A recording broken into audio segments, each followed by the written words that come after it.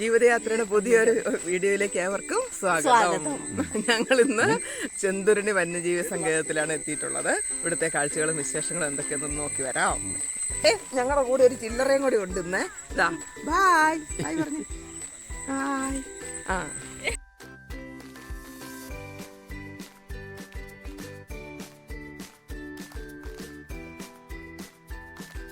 വനത്തിനുള്ളിൽ താമസിക്കുന്നതിനായി മനോഹരമായ കോട്ടേജുകളുണ്ട്. അതിൻ്റെ ഡീറ്റെയിൽസ് വഴിയെ പറയുന്നതാണ്.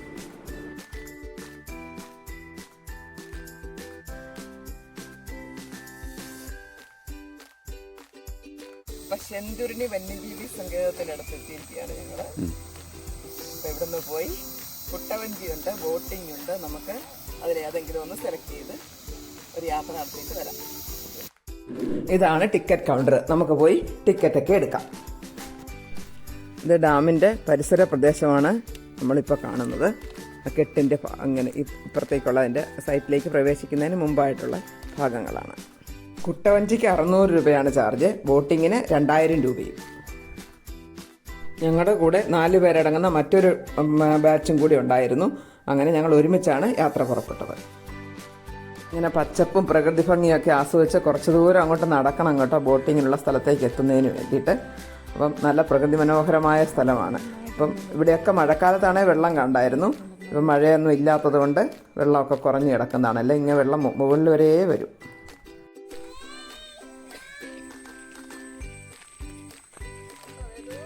പോകുന്ന വഴിക്ക് ഇങ്ങനെയും ചില നേരം പോക്കുകൾക്കും അവസരമുണ്ട്.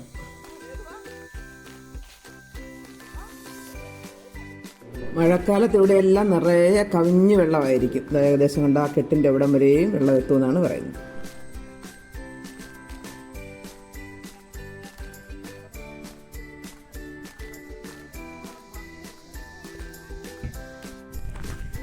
നമുക്ക് പോകാനുള്ള ബോട്ട് ആണ് കിടക്കുന്നത്. നമ്മൾ അതിൽ കയറി ഇതിലൂടെ ഒരു ബോട്ടിംഗ് ഒക്കെ നടത്തി കാഴ്ചകളൊക്കെ കണ്ട് വരാം.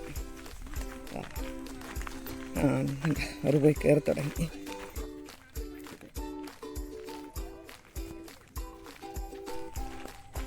ബോട്ടിലേക്ക് കയറാണ് കേട്ടോ.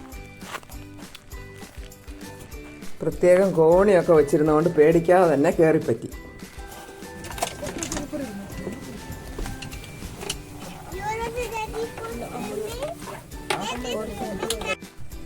നമ്മള് ബോട്ടിലൊക്കെ കയറി ബോട്ടിങ്ങിന്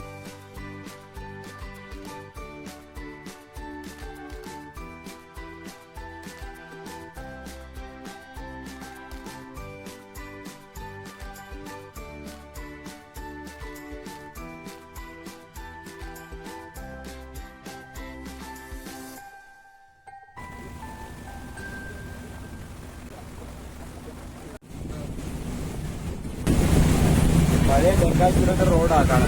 ആ പുഴയുടെ സൈഡിൽ കണ്ടോ ഒരു സിമെന്റ് ഒക്കെ ഇട്ട്, അത് പഴയ 64 ഡാം കെട്ടുന്നതിന് മുമ്പുള്ള തെങ്കാശിയുടെ റോഡാണ്. ആ കാണുന്ന ദ്വീപിലാണ് കേട്ടോ വനം വകുപ്പ് കോട്ടേജുകൾ സജ്ജമാക്കിയിരിക്കുന്നത്. ഇപ്പം ജൂലൈ മുതലേ അത് ഓപ്പൺ ആവുകയുള്ളൂ. അപ്പോൾ ഇനി അതിൽ പോയി താമസിച്ച് പരിചയമുള്ളവർ, അനുഭവമുള്ളവരൊന്ന് ഷെയർ ചെയ്യണം. അത് കമൻസ് രേഖപ്പെടുത്തുക. നമുക്കും ആഗ്രഹമുണ്ട്. അപ്പോൾ നമ്മൾ പറ്റിയാൽ പോയി താമസിച്ചിട്ട് നിങ്ങളോട് കാര്യങ്ങളൊക്കെ ഷെയർ ചെയ്യാൻ ശ്രമിക്കുക അടുത്ത വീഡിയോ, അതിനുശേഷമുള്ള വീഡിയോയിലൂടെ. ജംഗിൾ സഫാരി നടത്താൻ താല്പര്യമുള്ളവരാണോ എങ്കിൽ അതിനുള്ള സൗകര്യം ഇവിടെ ലഭ്യമാണ്. വനം വകുപ്പിൻ്റെ ജീപ്പിൽ ഒരു പോയിന്റിൽ നമ്മളെ കൊണ്ടുവന്ന് വിടും. പിന്നീട് വനത്തിലൂടെ നടന്ന് കാഴ്ചകൾ കണ്ട് ആസ്വദിക്കാം. 10 പേരടങ്ങുന്ന ടീമിന് ഏകദേശം 700 രൂപയോളമൊക്കെ വരികയുള്ളൂ. ഈ വീഡിയോയുടെ ഡിസ്ക്രിപ്ഷനിൽ ഇവിടെ എത്തിച്ചേരാനുള്ള വഴി, ഗൂഗിൾ മാപ്പിൻ്റെ ലൊക്കേഷൻ ലിങ്ക്, കോട്ടേജിൻ്റെ റേറ്റിൻ്റെ ലിങ്ക്, ഞങ്ങളെ സഹായിച്ച ഡ്രൈവറുടെ നമ്പർ എന്നിവ കൊടുക്കുന്നതായിരിക്കും. അത് നോക്കാൻ മറക്കരുത്. അതോടൊപ്പം വീഡിയോ ഇഷ്ടമായാൽ ലൈക്ക് ചെയ്യാനും ഷെയർ ചെയ്യാനും മറക്കരുത്. ഇതാ കാണുന്നതാണ് തെന്മല പാലം വെട്ടിട. ഇവിടം വരെയാണ് നമ്മുടെ ബോട്ടിംഗ് ഉള്ളത്. ഇനി തിരികെ പഴയ സ്ഥലത്തേക്ക് തന്നെ നമ്മൾ തിരിച്ചുവിടുന്ന് തിരിഞ്ഞു പോകും.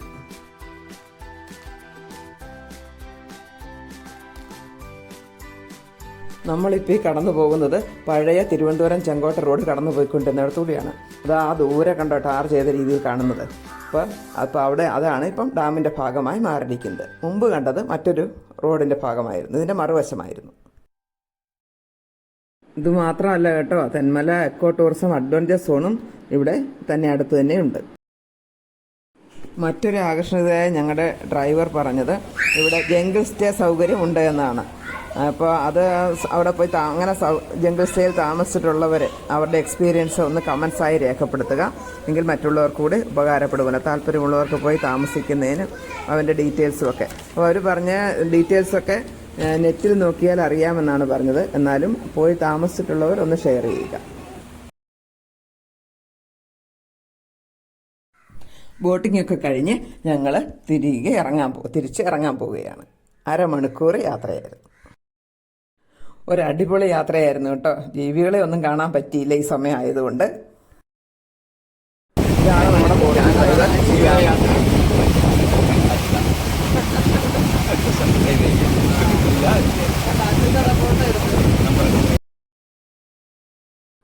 വനത്തിനുള്ളിൽ കോട്ടേജ് ഉണ്ട് കേട്ടോ, വനം വകുപ്പിൻ്റെ തന്നെ.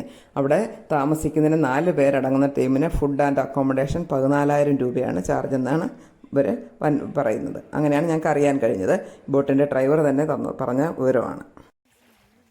നിങ്ങൾ അതിരാവിലെയോ അല്ലെങ്കിൽ ഉച്ചയ്ക്ക് 3 മണിക്ക് ശേഷമോ തിരഞ്ഞെടുക്കുക, എങ്കിൽ മാത്രമേ വന്യജീവികളെ കാണാൻ കഴിയുകയുള്ളൂ. അതാണ് സാധ്യത കൂടുതലും.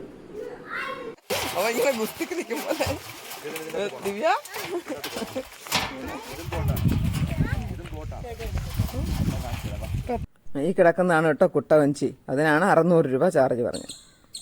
അതിനോടുള്ള യാത്ര നല്ല അടിപൊളിയായിരിക്കും. ഇങ്ങോട്ടുള്ള മടക്ക യാത്രയിൽ കാട്ടുവള്ളിയിലിരുന്ന് ഊഞ്ഞാലാടാനും ദിവ്യ മറന്നില്ല. അങ്ങനെ അമ്മ മാത്രം ആടിയാൽ പോരാ, എനിക്കും ആടണമെന്നായി കുഞ്ഞ്. അങ്ങനെ കുഞ്ഞിനെയും അല്പസമയം മടിയിലിരുത്തി ഊഞ്ഞാലാട്ടി. അതൊക്കെയാണ് ഒരു എൻജോയ്മെന്റ് എന്ന് പറയുന്നത് ഇങ്ങനെയുള്ള യാത്രയിൽ. ഇതുണ്ടോ, വേദുമണിയുടെ ധൈര്യമാണ് കേട്ടോ ഈ കാണുന്നത്. കുറച്ചൊരു ധൈര്യമൊക്കെ വന്നിട്ടുണ്ട് കുഞ്ഞിനിപ്പോൾ. മടക്ക യാത്രയിൽ ഇങ്ങനെ ഒരു തട്ട് ശ്രദ്ധയിൽപ്പെടുകയും അതിലിരുന്ന് ഞങ്ങൾ അല്പസമയം വിശ്രമിക്കുകയും അവിടെ നിന്ന് ഫോട്ടോയൊക്കെ എടുത്തതിന് ശേഷമാണ് മടങ്ങിയത്.